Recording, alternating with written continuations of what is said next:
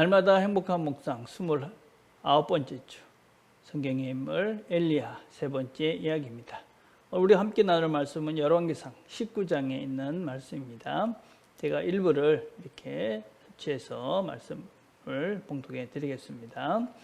그가 이 형편을 보고 일어나 자기의 생명을 위해 도망하여 유대에 속한 브엘세바에 이르러 자기의 사환을 그곳에 머물게 하고 자기 자신은 광야로 들어가 하룻길쯤 가서 한 로뎀 나무 아래 앉아서 자기가 죽기를 원하여 이르되 여호와여 넉넉하오니 지금 내 생명을 거두시옵소서. 나는 내 조상들보다 낫지 못하나이다 하고 로뎀 나무 아래에 누워 자더니 천사가 그를 어루만지며 그에게 이르되 일어나서 먹으라 하는지라.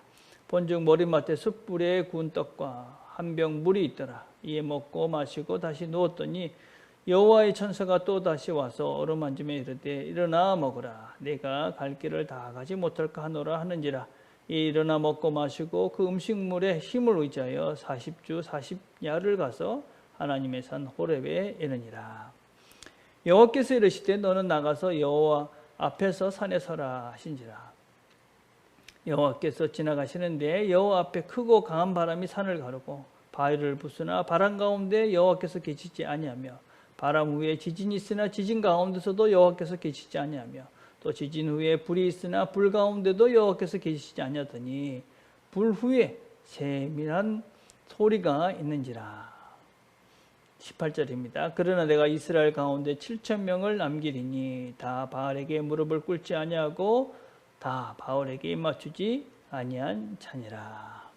자, 묵상 질문 1번입니다.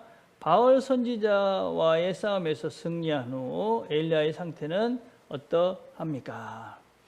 자, 우리가 수요일 날 이 엘리야가 바알 선지자 450명과의 전쟁에서 이 승리를 합니다. 그리고 바알 선지자들을 다 죽여버리죠.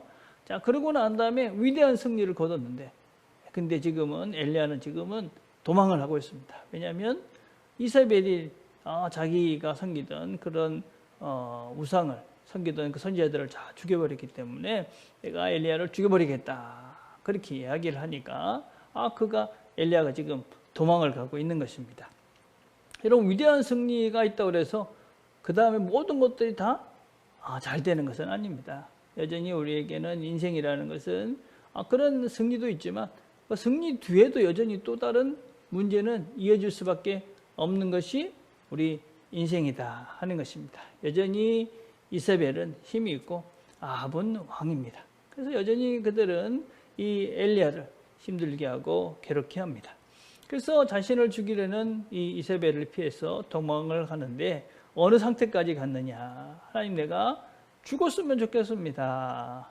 그렇게 깊은 침체에 빠지는 상태까지 이르게 되어집니다.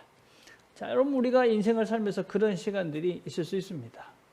뭔가 큰 승리를 거두는데 그 다음에 바로 우리가 더 침체에 빠지는 그런 경우도 있고 사실 우리가 삶을 살면서 참 죽고 싶다. 그냥 뭐 희망이 없는 것 같다. 하나님 나를 좀 데려가십시오. 그렇게 하는 그런 어떤 큰 침륜에 빠져버리는 그런 시간이 우리에게 있을 수도 있습니다. 그런데 우리가 명심해야 될 것은 그렇게 그 힘든 시간이 온다고 해서 이게 끝나는 것이 아니다 하는 것입니다. 승리가 그 다음에 모든 평화를 보장해 주지 않듯이 그런 깊은 침륜이 우리를 마지막으로 죽음으로 몰아가는 것은 아니다. 어떤 면에서는 승리의 그런 환희, 그건 충분히 우리가 맛보고 기쁜 것이죠. 그러나 깊은 그런 그 침체 속에서는 하나님께서 우리를 세워 일으켜 가시는 하나님의 더 세밀한 그런 손길들을 누릴 수 있는 기회가 될 수도 있다 하는 것입니다. 자, 오늘 본문을 봅시다. 이번 질문 2번입니다. 하나님께서 엘리야에게 어떻게 말씀하셨습니까? 하나님께서 죽고 싶다 그렇게 하고 누워 있으니까 천사가 그를 어루만집니다. 그래서 일어나서 먹으라. 그리고 하나님께서 그 떡과 물을 준비해 놓으십니다. 그걸 먹이십니다. 그러고 난 다음에 다시 잡니다. 그러니까 또 다시 천사가 어루만지면서 그것을 또 먹어라. 그래서 또 일어나서 먹고 다시 힘을 내서 하나님의 산 호렙에 이르게 되어집니다.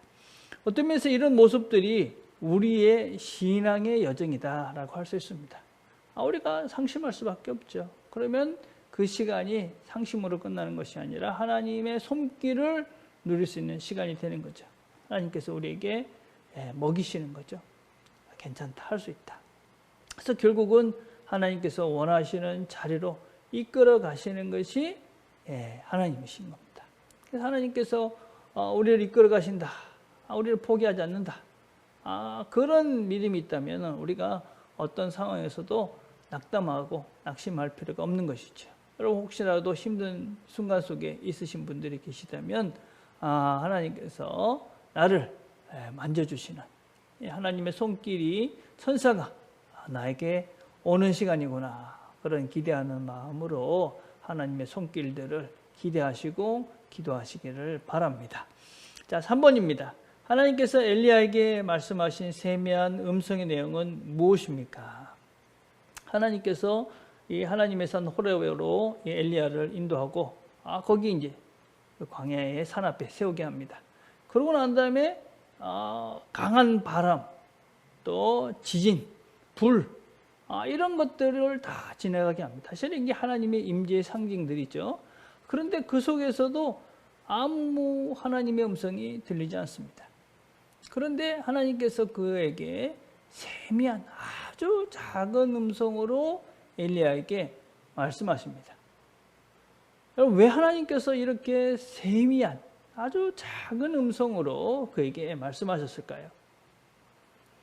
여러분, 이 세미한 음성은 언제 들릴까요? 세미한 음성은 조용해야 들립니다. 조용해.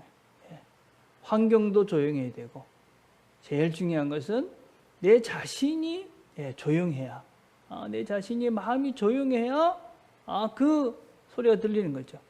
그리고 조용해야지, 그죠? 또 내가 그 소리에 집중을 해야 여러분 그 소리가 들리는 것입니다. 번잡하고 막 시끄러운 데는 여러분 세미한 소리가 안 들립니다.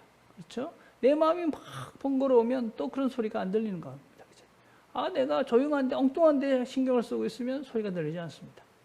하나님께서 세미한 음성으로 말씀하셨다 하는 것은 지금 엘리야의 마음, 그 번잡한 마음을 가라앉히시는 거죠. 조용히 만드는 겁니다. 그리고 하나님의 귀에 말씀에 귀를 기울이도록 하나님께 집중하도록 하는 것입니다. 우리가 하나님의 음성을 듣기를 원한다. 그러면 조용한 환경이 필요합니다.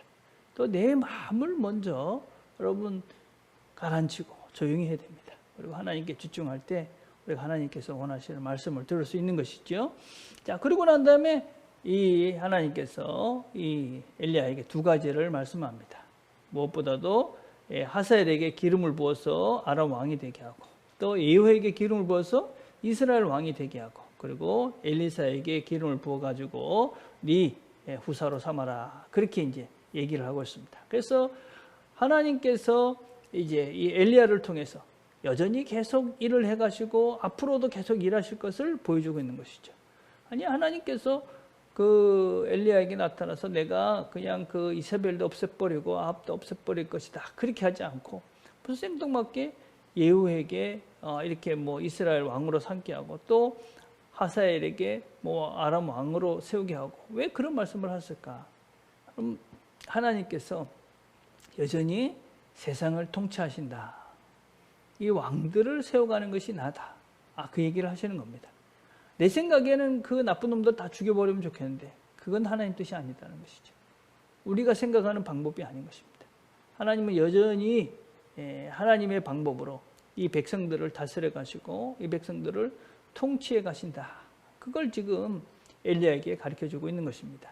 그리고 그에게 또 두 번째 얘기를 하죠. 무슨 얘기를 하냐면 바알에게 절하지 않고 우상에게 절하지 않은 7,000명의 그런 사람들이 준비되어져 있다 하는 것입니다.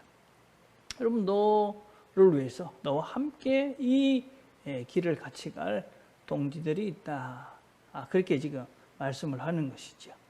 여러분, 우리가 마음을 조용히 하고 또 하나님께 집중하면 하나님께서 준비해 놓으신 하나님께서 이 세상을 통치해 가시기 때문에 하나님께서 우리를 위해서 준비해 놓으신 동지들도 보이고 또 하나님께서 준비해 놓으신 상황들도 보이는 것이죠. 우리가 마음을 조용히 하고 가라앉히고 그리고 우리가 하나님께 집중하고 하나님께 나올 때 하나님께서 준비해 놓으신 하나님 음성을 듣고 우리가 새롭게 힘을 얻고 새로운 삶을 살아갈 수 있게 될 것입니다. 오늘도 우리의 마음을 내려놓고 하나님의 음성을 듣고 새 힘을 얻는 저와 여러분이 되기를 간절히 바라겠습니다. 자, 여러분 행사를 위해서 계속 기도하고 있습니다. 무엇보다도 이런 행사들을 통해서 행사로 끝나는 것이 아니라 이 아이들이 하나님을 알아가는 귀한 시간이 될 수 있도록 기도해 주시기를 바랍니다.